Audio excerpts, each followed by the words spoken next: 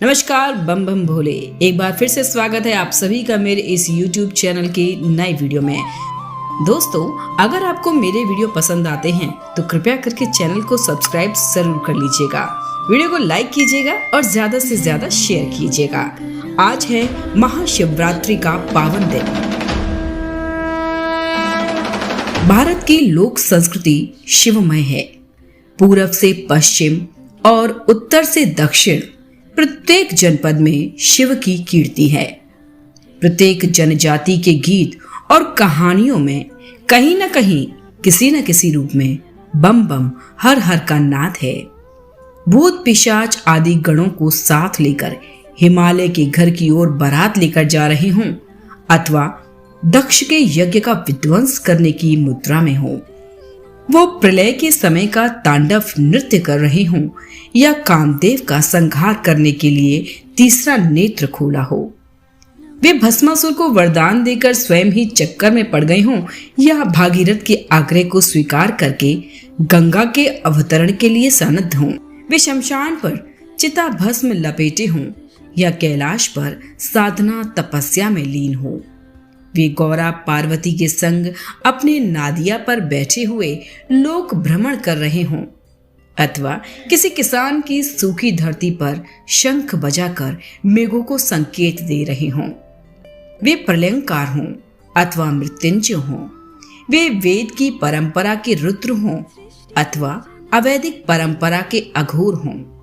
वे अर्धनारीश्वर हों अथवा हरिहर हों, इसमें तनिक संशय नहीं कि प्रत्येक रूप में शिव शिव ही है। यूं तो मिथक शास्त्र का समुद्र मंथन सभ्यता के सोपान की कहानी है, किंतु समुद्र मंथन से निकली अमृत की बूंदों को पाने के लिए संघर्ष हुआ, लेकिन जो जहर निकला उसे स्वीकार करने को कोई भी तैयार नहीं हुआ। कौन होता?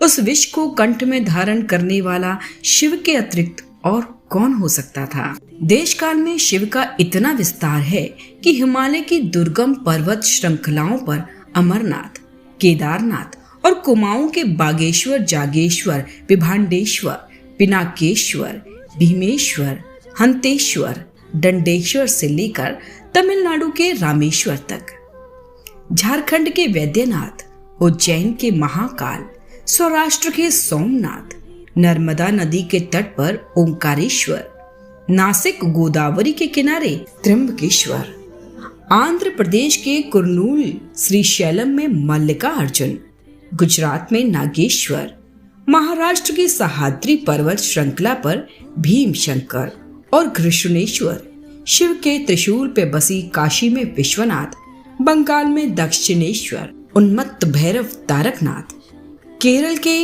अंत महाकालन, आंध्र के श्री वेंकटेश्वर, गोवा के श्री मंगेश, महाराष्ट्र के बालुकेश्वर, कुरुक्षेत्र के स्थानेश्वर, भारत के कंकर कंकर में शंकर का भाव बसा हुआ है। चिदम्बरम में नटराज, तिरुवन्नामाले जहां पार्वती ने शिव का सानिध्य प्राप्त करने के लिए तप किया था, नेपाल के पशुपतिनाथ और तिब्बत के कैलाश पर्वत के बिना तो शिव की कथा भी पूरी कैसे होगी? संक्षेप में कहा जाए तो भारत शिव रूप है। स्थान स्थान पर हजार हजार किंवदंतियां शिव से जुड़ी हुई हैं। पुराणों में शिव की कथाएं हैं, किंतु वहां मुनिगण और शैव उपासना की परंपरा किस प्रकार श्री कृष्ण में सम्मिलित हो रही है, इसका एक उदाहरण एक लोकगीत है। हालांकि ये गीत सूरदास के जमाने से भी प्रचलित रहा होगा, क्योंकि सूरसागर में ये पद है, मैं जोगी जस गाया रे बाला। कृष्ण ने जन्म लिया है ये खबर सुनकर कैलाश पर्वत से चलकर शिव गोकुल में आकर अलख जगाते हैं। ब्रज की गोपियां जाकर जसोदा से कहती हैं, देखो री एक बाला जोगी द्वार तिहारे आया है। अरे जसोदा, आज तो तेरे दरबाजी पे एक जोगी आयो है। शरीर में भभूत रमी है, बड़ी बड़ी जटा है, माथे पर चंद्रमा है, गले में नाग लटका है। कंचन थाल में भिक्षा सजाकर मैया जसोदा दरवाजे पर आई। जोगी बोला, ना चाहिए तेरी दौलत दुनिया, ना चाहिए धन माया हैरी, अपने गोपाल जी को दरस कराए दे, जा कारण जोगी आया हैरी। तू मोतिया की माला ले, कंचन थार ले, जोगी ऐसी जिद क्यों करता है, तुझे देखकर मेरा लाला डर जाएगा। मैया हमारी भिक्षा तो गोपाल जी का दर्शन करना है। मैया तो डर रही थी। जोगी दरवाजे से लौटा, किंतु लाला का रोना शुरू हो गया। चुप ही ना हो। थाली बजाई, नजर उतारी, दूध से लगाया, पर लाला तो चुप नहीं हो रहा, रोता ही जा रहा है। क्या करूं? अरे मैया, ये तो उस जोगी का ही कुछ चेचक है, उसे बुलवाओ। जोगी तो गोकुल के ही पास धुनी कुंड पर बैठा था। गोपी ने कहा, चल रही जोगी, नंद भवन में जसोदा तो बुलाए रही है। जोगी आया। जोगी ने नंद लाला को गोद में लिया तो लाला किलकने लगा।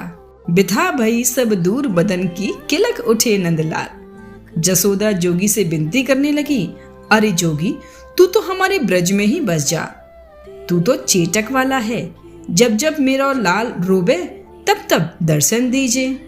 चोरों में शिव की कथा इस प्रकार से है कि चोर घंटा उतारने को शिव विग्रह पर चढ़ा। बस इसी बात पर खुश हो गए कि तेने तो अपने को ही अर्पित कर दिया। कुछ बुरा तो उनके मन में आता ही नहीं। बोले, वत्स वरम ब्रूहि, वर मांगो, हम बड़े प्रसन्न हैं। इन्हीं बातों को देखकर तुलसीदास कहते हैं, बाबरो राबरो नहा भवानी। माँ अन्नपूर्णा, तुम्हारा नहा तो एकदम बाबला है। महादेव का वेश दिगंबर या बागंबर, नरमुंड माला, हाथ में कपाल, आखेट युग की आदिम सभ्यता का प्रतीक है। कई मूर्तियों में शिव को मूंछों वाला दिखलाया गया है। लांगुरिया गीतों में वे वीर भाव के साथ ही माधुर्य और वात्सल्य भी हैं। शिव भारत का लोकमन है। वो आर्य भी हैं, अनार्य भी हैं, वे द्रविड़ भी हैं, वो कोल किरात भी हैं, वे क्या नहीं हैं। वे जितना देवों के हैं उतना ही असुरों के भी हैं। शिव भारतीयता की मूर्तिमान व्याख्या है।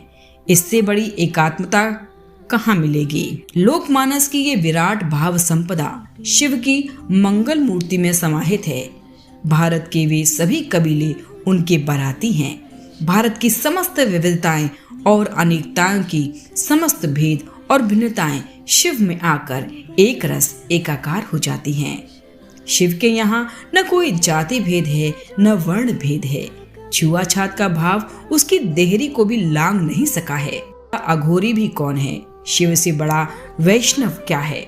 वैश्वनाम यथा शंभु, वो विष्णु में ऐसा रमा कि हरिहर हो गया और शक्ति में ऐसा रमा कि अर्धांगीश्वर हो गया। उससे बड़ा सर्वहारा कौन है। भारत के आम आदमी को देखिए और फिर शिव को देखिए, कितना भोला है, कितना सरल सहज, किंतु प्रलंकार भी वही है। लेकिन ये लोग जहर ही तो पीता है।